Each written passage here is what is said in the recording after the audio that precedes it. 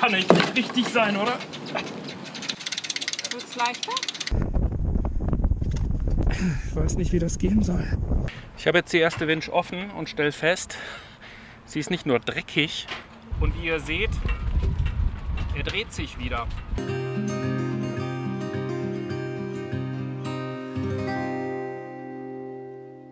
Ich glaube, es gibt kein Werkzeug, was jetzt nicht hier an Deck liegt. Wir sind immer noch an dem Genua-Roller dran. Das ist irgendwie seit mehreren Tagen. Jetzt jeden Tag versuchen wir was Neues. Wir haben ihn heute Morgen mehrfach rauf und runter gezogen. Ich habe ihn mit Druckluft gereinigt. Ich habe ein Teflonspray gekauft. Aber das kippt in sich. Und wir haben es jetzt auch schon mit dem Genua, mit dem Spiehfall versucht. Mit dem Genua-Fall jetzt versuchen wir nochmal die Leine zu tauschen. Aber wahrscheinlich wird es das nicht sein. Das scheint in sich zu kippen. Aber trotzdem tauschen wir jetzt mal die Leine. Ich habe hier noch eine blaue Leine vom alten Boot. Und die ziehen wir jetzt mal ein. Die war nämlich neu und hat aber vom alten Boot nicht gepasst. Da war sie zu dick und hier passt sie genau. Also ich habe hier das alte Fall und jetzt kommt erstmal eine Pilotleine, weil an dem anderen Ende ist ein Karabinerhaken. Das kann ich nicht in die Richtung ziehen, sodass ich dran knoten und wieder hochziehen könnte. Sondern ich muss erst eine Pilotleine durchziehen und an das Ende der Pilotleine wieder die neue Leine dran machen. Und hier habe ich das Glück, dass hier zwei solche Ösen schon dran genäht sind. Das heißt, ich bin jetzt hier nur mit einem kleinen Schnürchen dazwischen gegangen, habe einmal kräftig gezogen, es hält.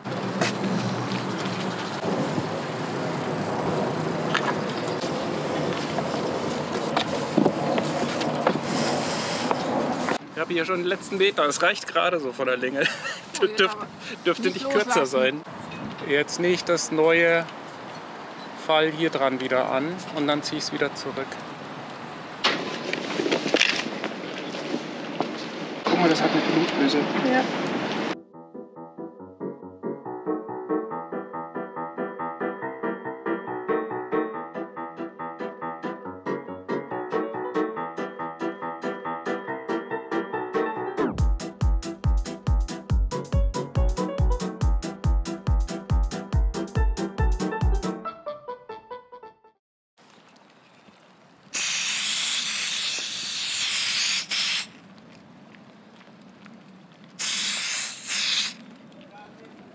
Ist das dann jetzt klar oder soll ich?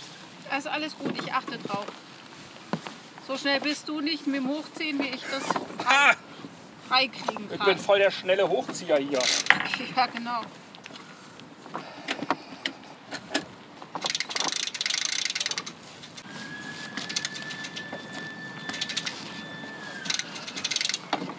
Das kann doch nicht sein. Mano. Sind wir am gleichen Punkt? Geh mal rüber, bitte, auf die andere Seite. So, ja.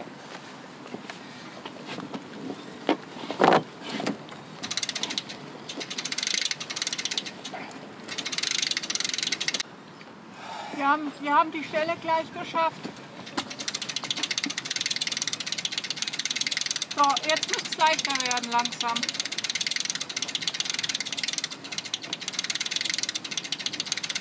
Wird es leichter? Nee, Nee? Okay. kommt erst an der zweiten Saarling. Das kann nicht richtig sein, oder?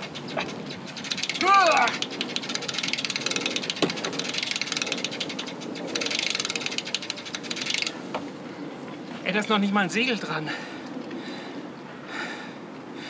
Wie soll das gehen mit Segel? Ja, also vielleicht verhindert das Segel das Kippen.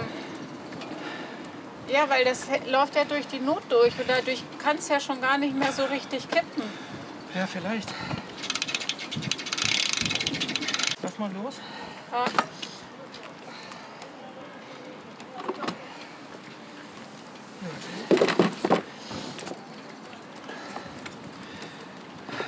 Runter? Ja.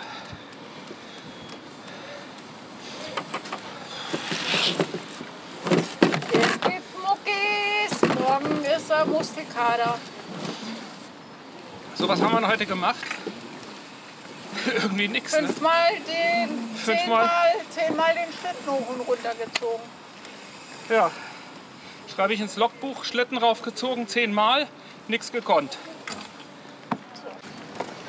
Aber jetzt haben wir wenigstens ein neues Fall drin, das ist doch auch schon mal was.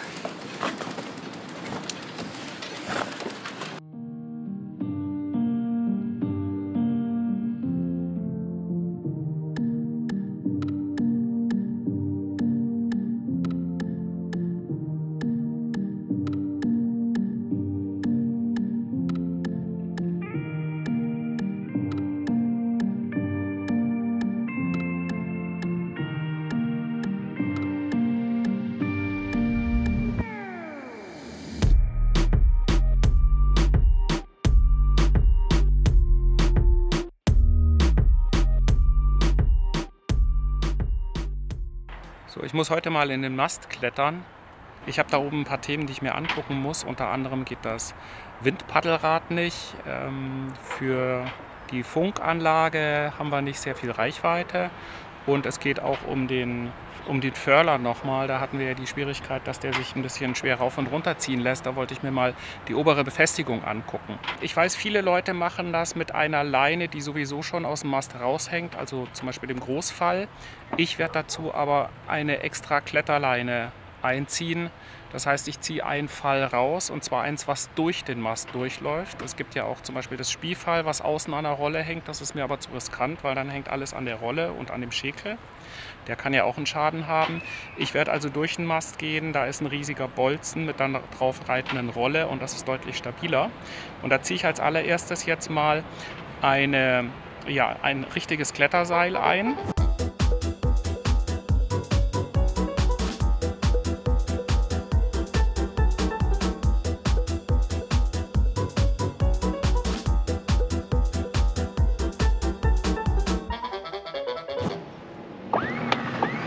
Langsam, langsam.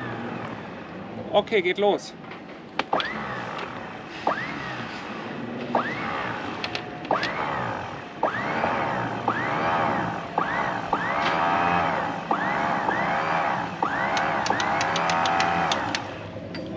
Rutscht schnell durch. Nee. Okay, mach mal weiter. Mach mal noch ein Stückchen. Stopp.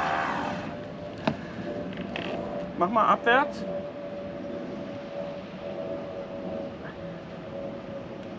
Rote Taste. Die war noch so.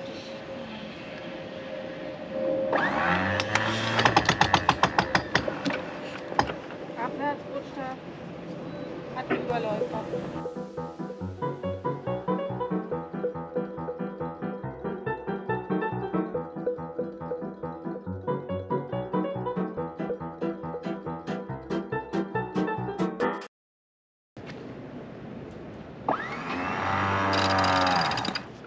Okay, los.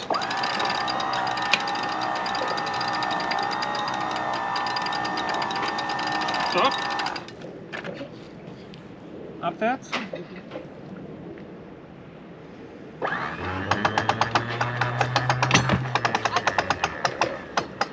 Das ist Abschluss von hier und es klackert.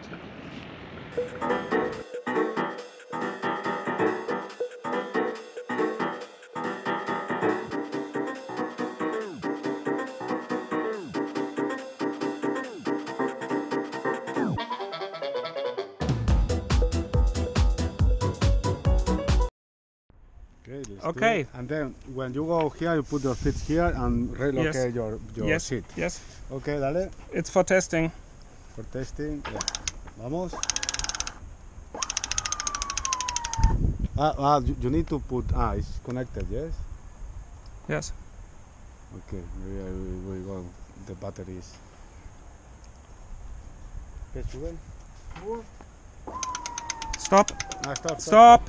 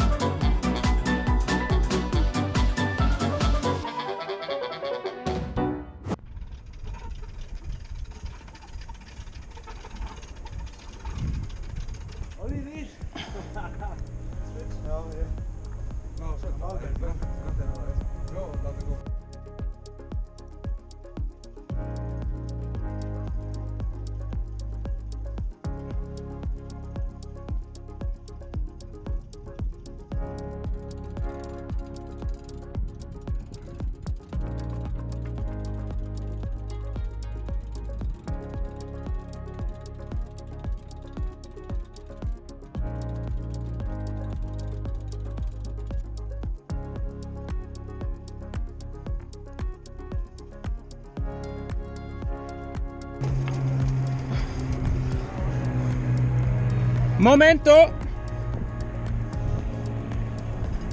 Stop! Okay, finish!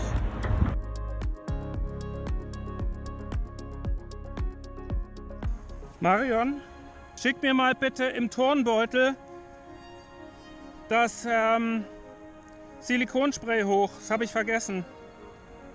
Schick mir mal das Headset mit drauf, bitte.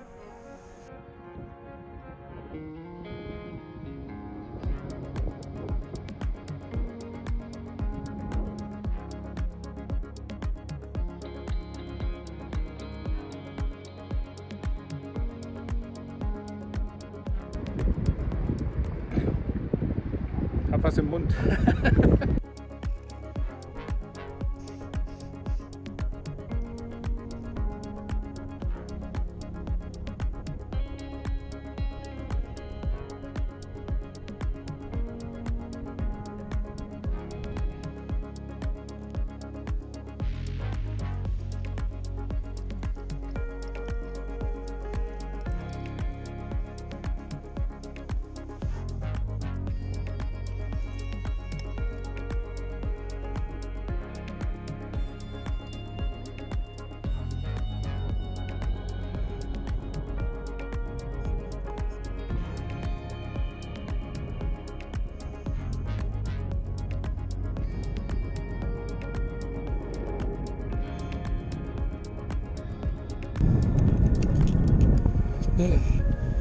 Das ist gefährlich, was ich mache. Das kann ich nicht machen. So. Ich weiß nicht, wie das gehen soll. Sehr gut.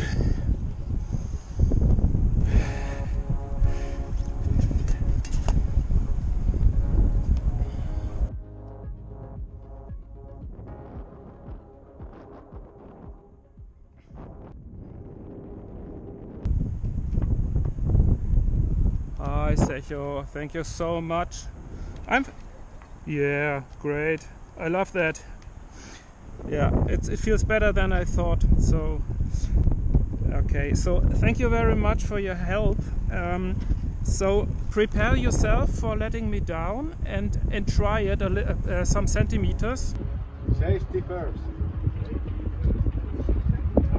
Okay, now.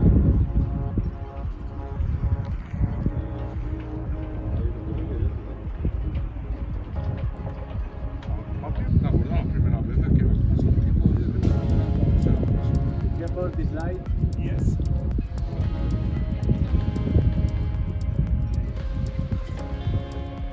Okay.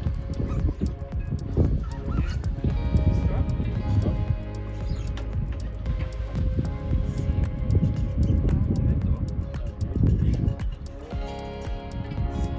Stop. Do you want to put some rope there? You can put my rope. Later you.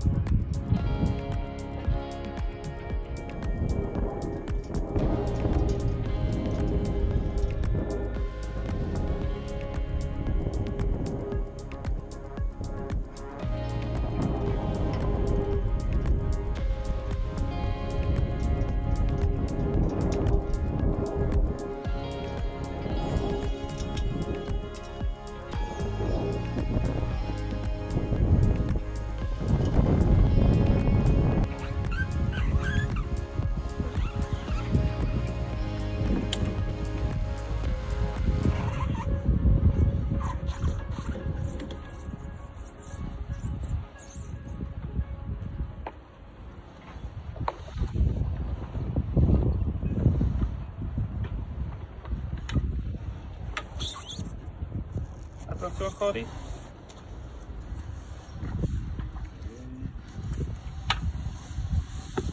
Perfecto.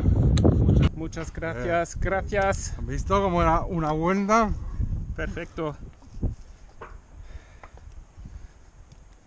Vosotros salvado mi vida. Sí, hombre.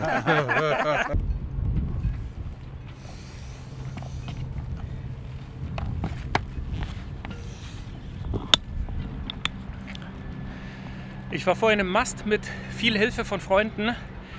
Hier die zwei Spanier, Sergio und sein Freund, haben mir geholfen. Und Konrad war auch kurz da. Vielen Dank für euch dreien. Ja, war ein bisschen mit Hindernissen verbunden. Wir wollten eigentlich erst mit der Ankerwinch mich hochwinschen, aber da hatten wir ständig Überläufer drin und haben das dann wieder verworfen. Die zwei Spanier haben mich dann hochgekurbelt und das ging auch sehr gut. Ich war, weiß ich nicht, eine halbe Stunde oben und stelle fest, wir haben gar keine Antenne mehr, deswegen auch der schlechte Empfang. Und das Paddelrad von dem Windgeber ist komplett blockiert, deswegen habe ich es demontiert und mit runtergenommen.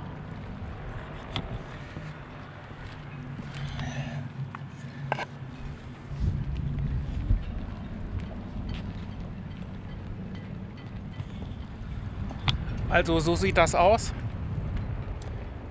Das sollte sich hier eigentlich drehen, das hier, tut es aber nicht. Das heißt, ich werde mir das in Ruhe mal angucken. Mit WD-40 habe ich es schon eingesprüht. Ich weiß aber nicht, ob ich es wieder zum Laufen bekomme. Falls nicht, wäre ein neuer Windgeber fällig. Der kostet aber, ich glaube, 500 €. Das ist ein Haufen Geld. Also hoffe ich, ich kriege den wieder gängig. Genau.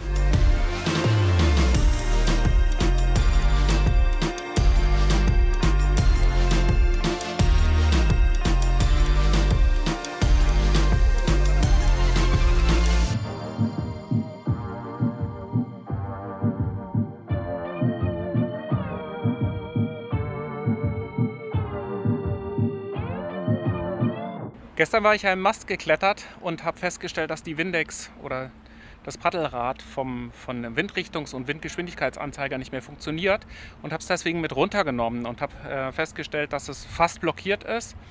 Habe dann erst WD-40 reingesprüht, habe aber da nicht feststellen können, dass sich was geändert hat und habe dann jetzt das über Nacht in Wasser eingelegt.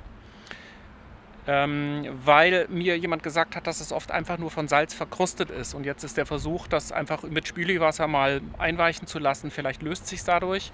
Das ist jedenfalls der erste Versuch. Ich habe hier einfach eine alte Wasserflasche aufgeschnitten und die mit Wasser gefüllt und Spüli reingemacht. Und jetzt werden wir mal sehen. Und die zweite Aufgabe, die ich mir für heute gesetzt habe, ist, ich versuche mal diese Winch nochmal gängig zu machen. Die Wartung der Winchen ist ziemlich unterblieben in den letzten Jahren.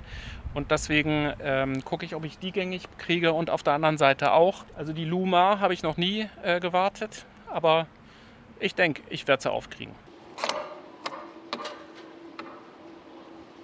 Ich habe jetzt die erste Winch offen und stelle fest, sie ist nicht nur dreckig, kann man hier dran sehen, sondern auch komplett trocken.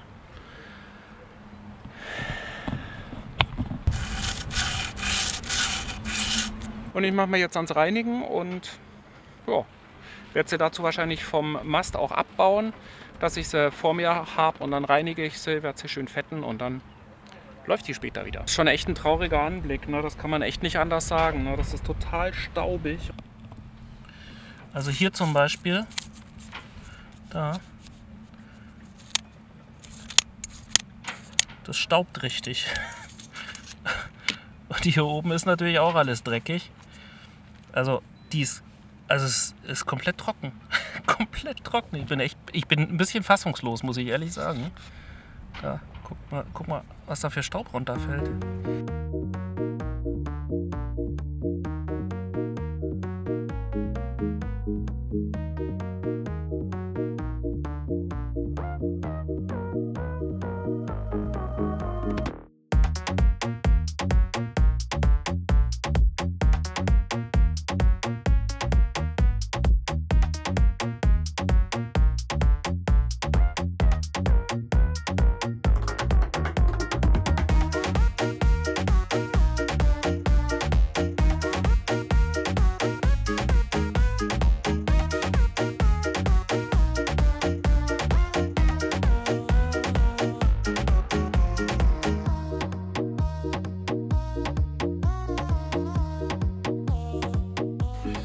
Also ich habe jetzt alle Teile einmal auseinandergebaut, einmal gereinigt. Sperrklinken und die Federn sind noch in Ordnung. Und jetzt werde ich das dann langsam in Ruhe zusammenbauen.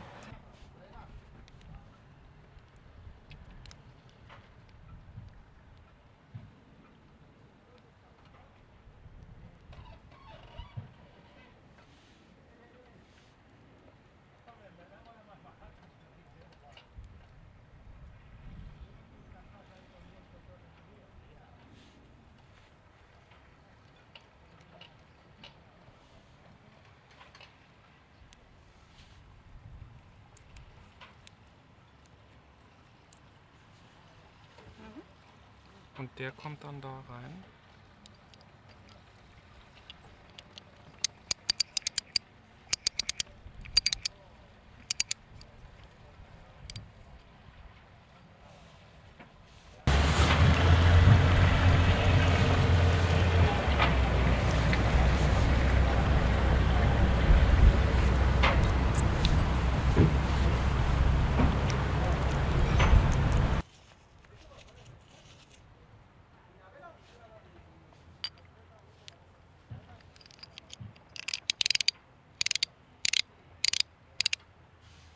Klingt doch schon mal besser als vorher. Das klingt super. So, die Winch ist wieder dran. Die ist hier durch 4 Schrauben gehalten. Wenn man das abzieht, sind 2 Sperrklinken da hinten. Wenn man die abzieht, kann man die Glocke abnehmen. Und hier hinter sind 5 Schrauben. Hört mal. Ah, ist doch ein Träumchen, oder? Die zum Vergleich. Klingt auch noch relativ gut, geht aber schwerer. Die klingt besser. Und geht auch leichter. Die läuft nämlich nach.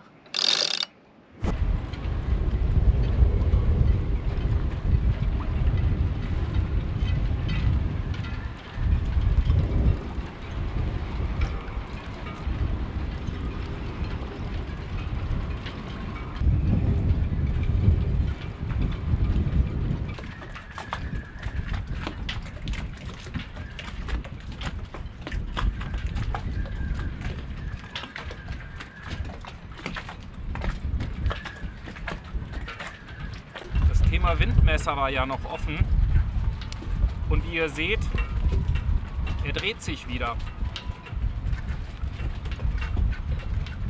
Ich habe den ja vom Masttop demontiert und mit runtergenommen und er war nicht gängig. Der war, sieht man glaube ich in den Aufnahmen vom Masttop auch, er war wirklich fest. Und ich habe ihn ja in Wasser eingelegt, in Spüliwasser über Nacht, habe dann festgestellt, dass er schon leicht dreht. Und habe erst von Hand gedreht und habe dann festgestellt, je mehr ich drehe, desto leichtgängiger wird er. Und ich habe dann als allererstes von Hand weiter gedreht. Dann habe ich hier in das Loch WD-40 reingespritzt und habe dann mit der Bohrmaschine gedreht. Weil ich eben gemerkt habe, dass es immer leichter wird mit jeder Umdrehung. Und habe das irgendwie so ein paar Minuten so laufen lassen. Und ich habe dann auch gemerkt, dass es immer leichtgängiger wurde. Und jetzt habe ich die einzigartige Möglichkeit, das zu testen, weil zufälligerweise, ich habe das einem Bootsnachbar erzählt und er sagte zu mir, du, ich habe hier noch eins liegen von Raymarine, willst du das haben? Ich habe jetzt hier die Möglichkeit, einmal zu gucken, wie schnell dreht denn meine Windex, also mein Paddelrad, und wie schnell dreht seins. Und das will ich jetzt mal machen. Der dreht sich wieder leichtgängig, das ist meiner hier und das ist der vom Freund.